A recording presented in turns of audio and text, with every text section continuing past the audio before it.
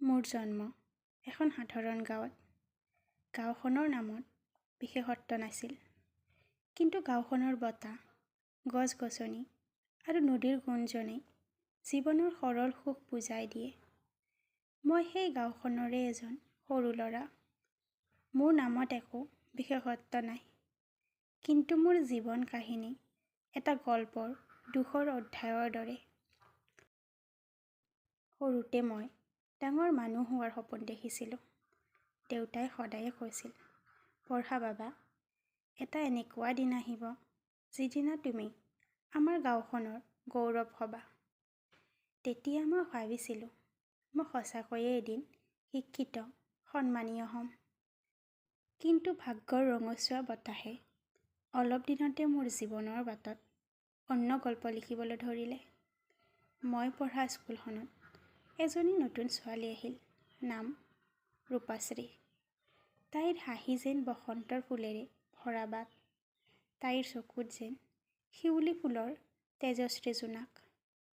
তাইক প্ৰথম দেখি মোৰ বুকুৰ ভিতৰতে কিছুমান নৱগীত উঠলি উঠিছিল। তাই মেধাৱী আছিল, পঢ়া শুনাত সদায় প্ৰথম হৈছিল, আৰু সকলো শিক্ষক শিক্ষয়িত্ৰীয়ে তাইৰ প্ৰশংসাও কৰিছিল। মই যদিও সাধাৰণ, তথাপিও তাইৰ সৈতে কথা পাতিবলৈ উৎসাহী আছিলোঁ। তুমি অংকত অলপ সহায় কৰিবা নেকি? মই লাজে লাজে তাইক সুধিছিলোঁ। তাই হাঁহি মাৰি দিছিলে আৰু কৈছিলে, অৱশ্যে তুমি মোক সমাজ বিজ্ঞানত সহায় কৰিবা। এনেদৰেই আমাৰ বন্ধুত্বৰ আৰম্ভণি হৈছিল। বন্ধুত্ব কিন্তু মোৰ অন্তৰৰ গভীৰতাত সেয়া শীঘ্ৰেই প্ৰেমলৈ পৰিণত হ'ল। তাইও মোৰ প্ৰেমৰ প্ৰস্তাৱ মানি লৈছিল। ৰূপাশ্ৰীৰ সপোন আছিল তাই ভাল কলেজত পঢ়ি ডক্তৰ হ'ব।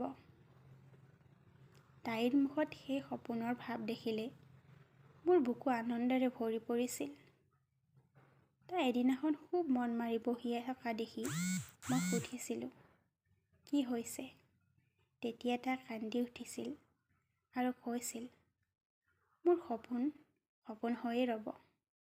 মোক ডক্তৰ পঢ়াবলৈ মোৰ মা-দেউতাৰ হাতত ইমান টকা নাই। তাইৰ কথা শুনি মোৰ বহুত দুখ লাগিছিল। আমাৰ পৰিয়ালৰ অৱস্থা তেনে ভাল নাছিল যে মই তাইক কিবা সহায় কৰিব পাৰিম। কিন্তু ময়ো জানো, যদি মই নিজৰ সপোনত আঁকোৱালি ধৰি থাকোঁ, তেন্তে ৰূপাশ্ৰীৰ সপোন হয়তো পূৰ্ণ নহ'ব। মই নিজে নীৰৱে সিদ্ধান্ত ল'লোঁ। মোৰ সপোন আঁতৰাই ৰাখিম, তাইৰ সপোন পূৰণ কৰিম।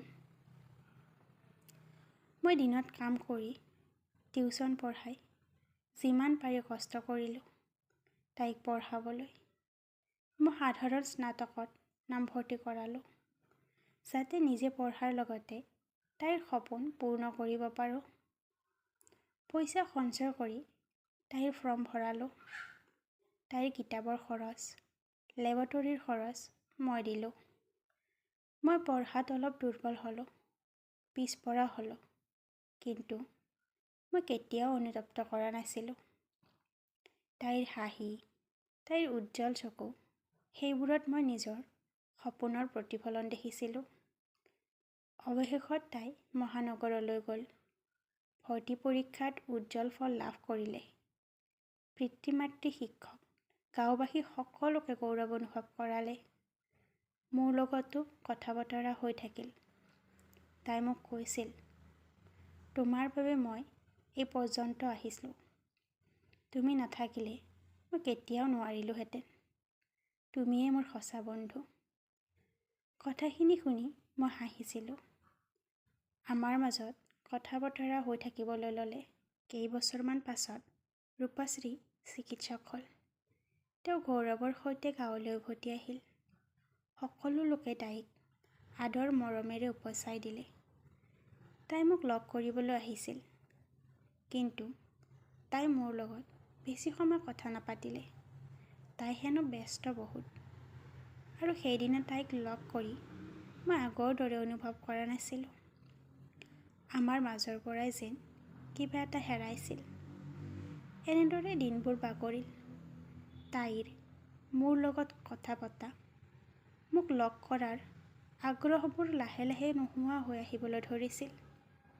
মই কি কৰিম, কি ভুল কৰিলোঁ সেয়া বুজিব পৰা নাছিলোঁ আৰু মোৰ মনত সন্দেহৰ ভাৱ আহিবলৈ লৈছিল। লাহে লাহে তাই মোৰ লগত কথা পতা একেবাৰে বন্ধ কৰিছিল।